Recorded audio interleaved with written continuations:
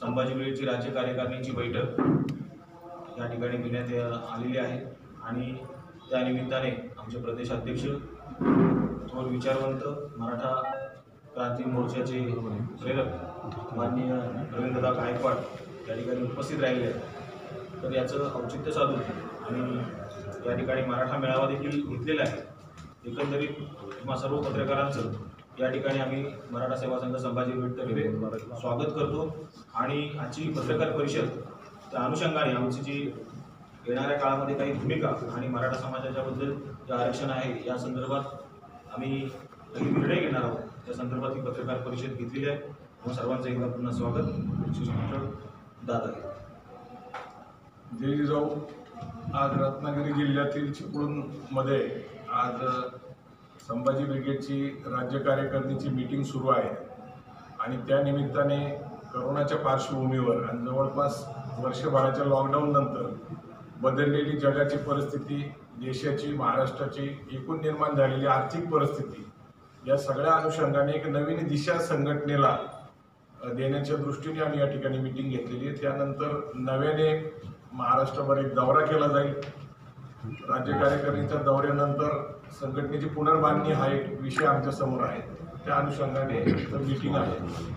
दुसरी महत्त्वाची गोष्ट आहे की संभाजी ब्रिगेडनी मराठा आरक्षणाच्या विषयावर EWSचं समर्थन केलेले इकॉनॉमिकल वीकर सेक्शन, आर्थिक दुर्बल घटक याचं आरक्षण महाराष्ट्र सरकारने लागू करावं। 12 जानेवारी 2019ला केंद्र सरकारने घटनेत तरतूद करून 46 आर्टिकल प्रमाणे 15(6), 16(6) मध्ये दुरुस्ती करून घटनात्मक आरक्षण आर्थिक निकषावर दिला असल्यामुळं आम्ही त्याचं समर्थन केलं। परंतु सध्या मराठा क्रांती मोर्चा आणि सर्व इतर संघटना या ACBC जे सुप्रीम कोर्टामध्ये आरक्षण चर्चेला आहे, सुप्रीम कोर्टामध्ये त्याची सुनावणी सुरू आहे, ती मार्च 8 तारखेला होणार आहे, त्याचं ते समर्थन करतायत। परंतु आम्ही अत्यंत स्पष्टप्रमाणे भूमिका घेतलेली की घटनात्मक तरतूद असलेला आरक्षणाचा लाभ मराठा समाजाला मिळावा।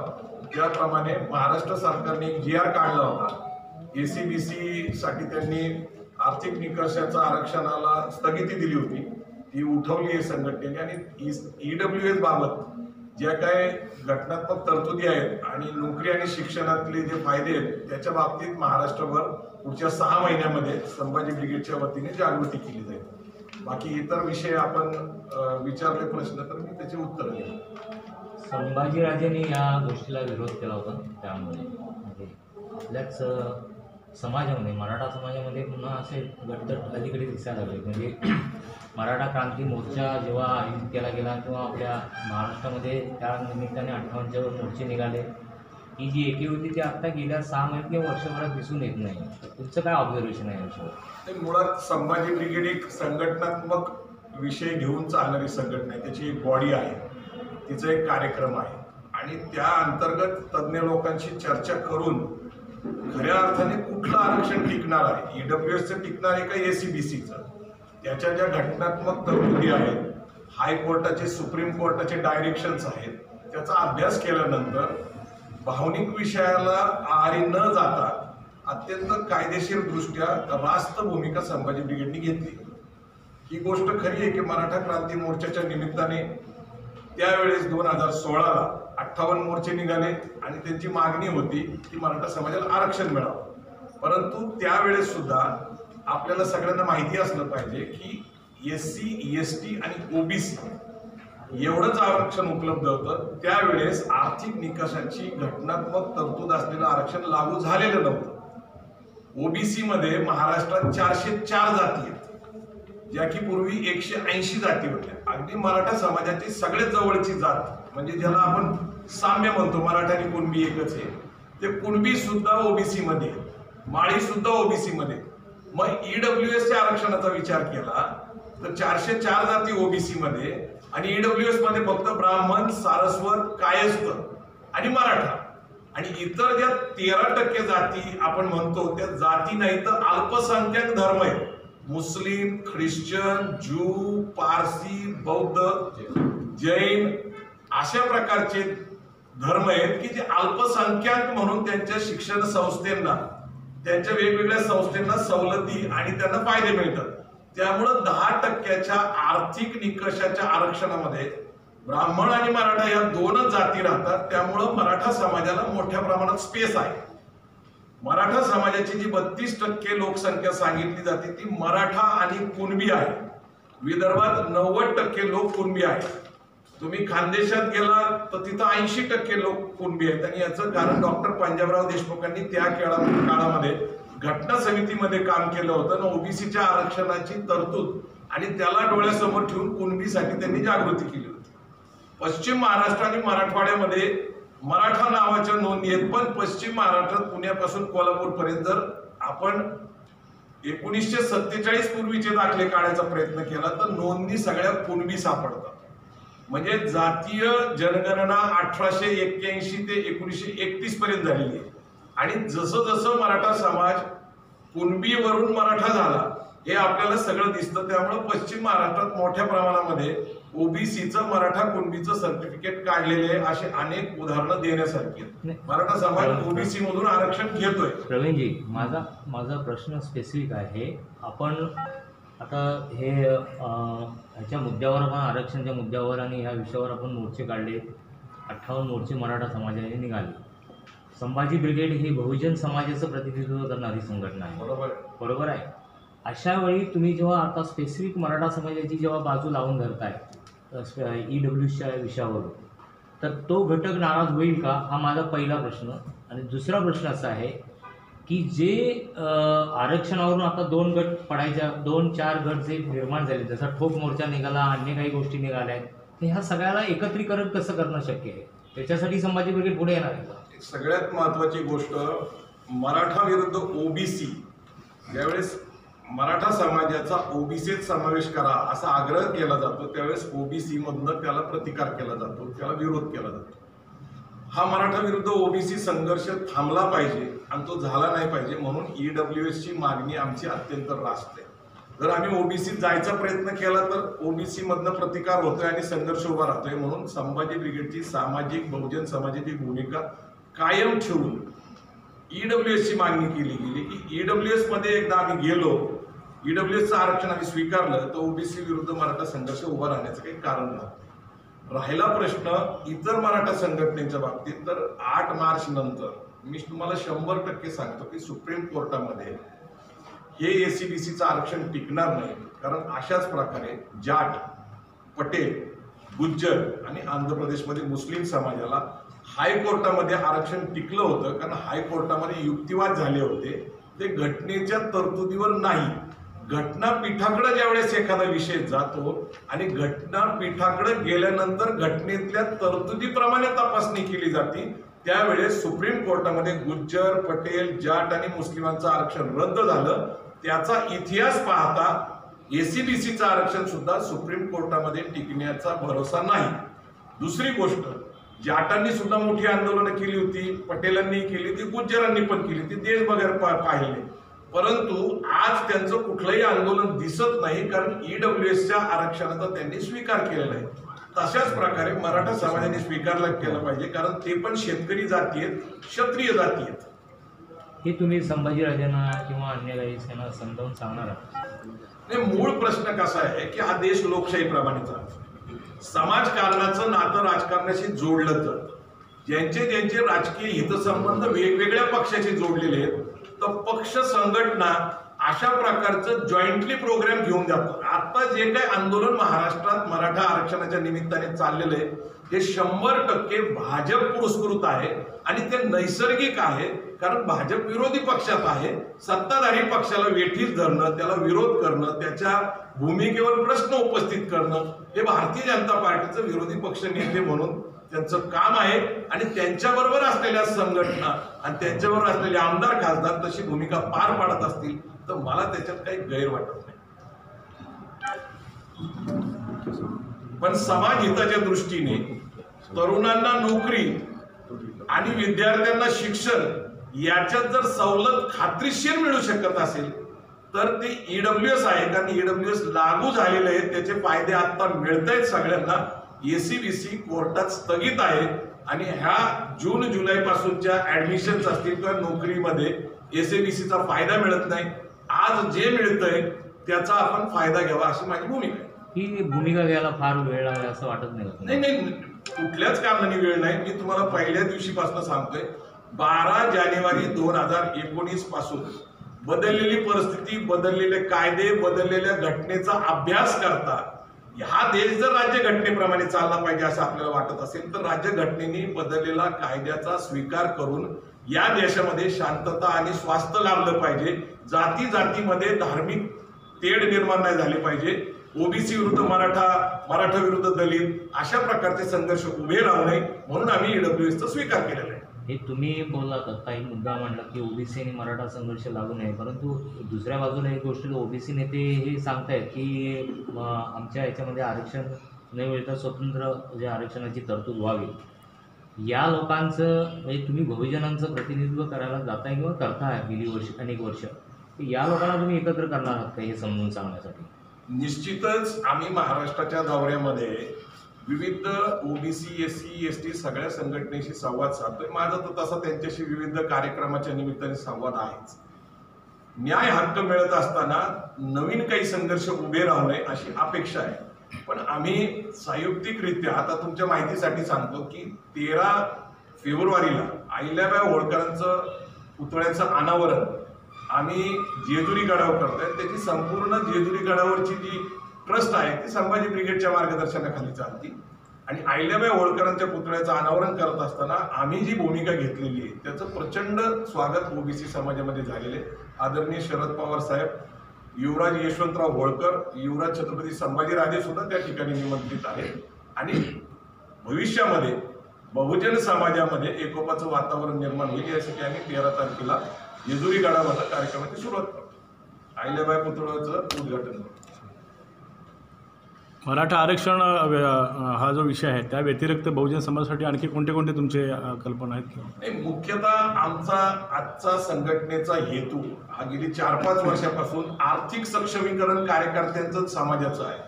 कारण आपण समाज प्रबोधनासाठी इतिहासातल्या गोष्टीवर भरपूर बोलतो, जाती जाती समाजामधल्याबद्दल बोलतो, परंतु आर्थिक सक्षमीकरण हा जो कार्यक्रम आहे तो आपल्या प्रत्येक तरुणाच्या डोक्यात घातला पाहिजे.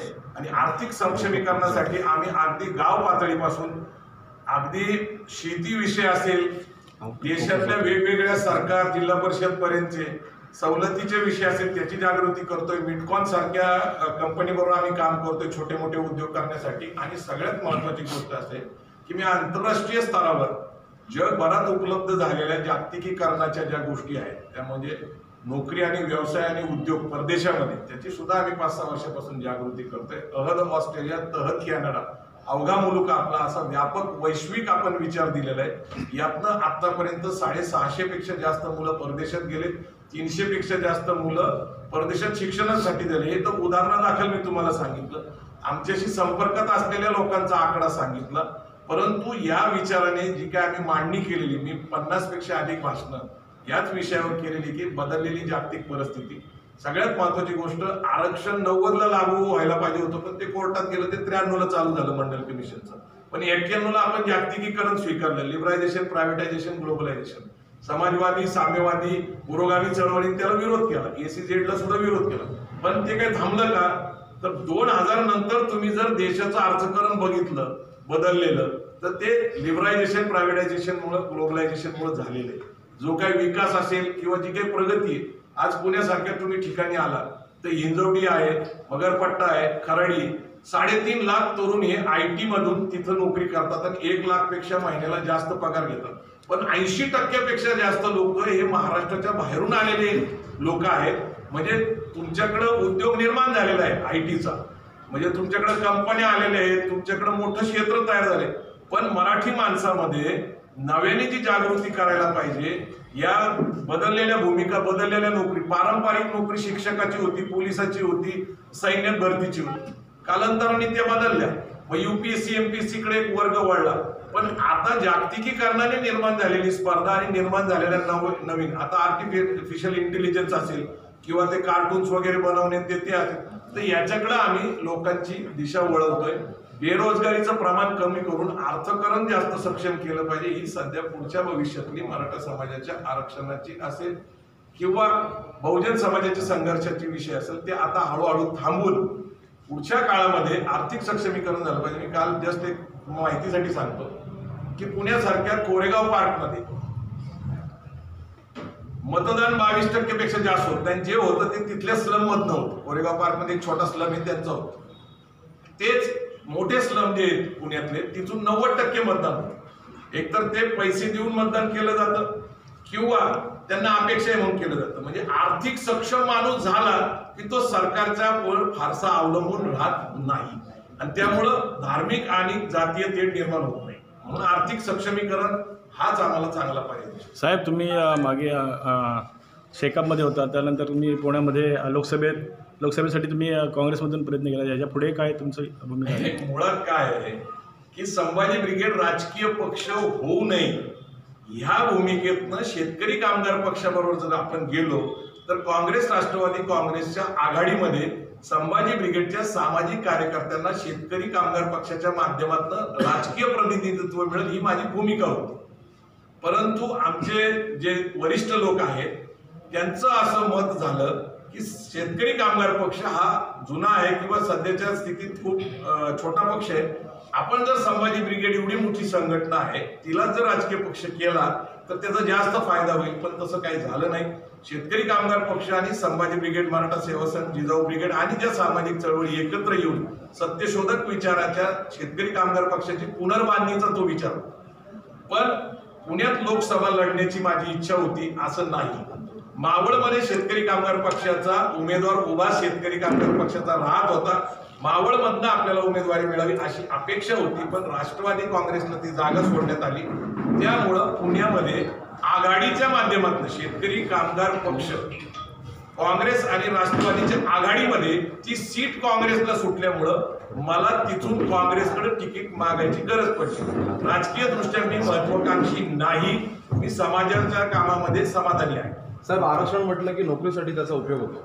कोकणातल्या मराठा समाजातले जे तरुण आहेत ते उद्योगाकडे वळावेत यासाठी आपला मराठा समाज किंवा संभाजी ब्रिगेड काय प्रयत्न करणार आहे? नाही, काय झालंय माहिती का की कोकणातली सर्वसाधारणपणे चाकरमानची जी मानसिकता आहे ते धोका स्वीकारत नाही.